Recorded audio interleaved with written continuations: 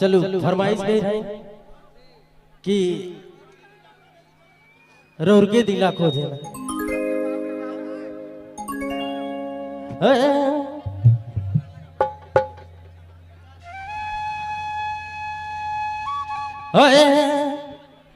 Hello hello mic कभी कभी छोड़े ए सॉरी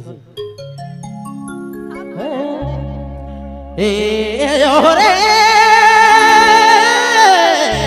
ओरे दया सोनी जी हरे हरे दया रो रू के दिला खोजे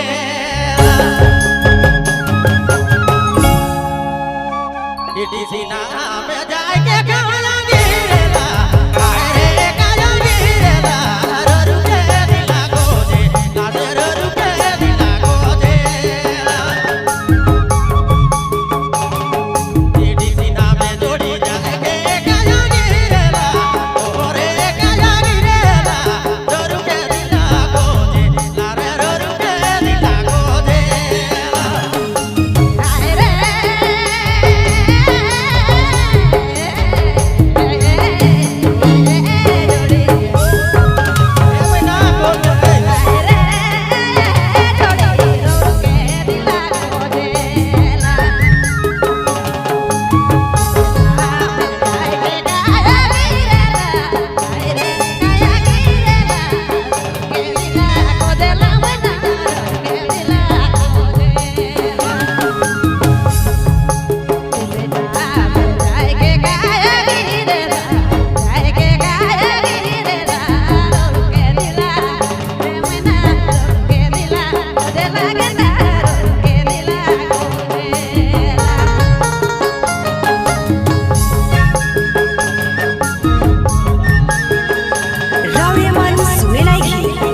नागपुरी फोकस यूट्यूब चैनल की प्रस्तुति।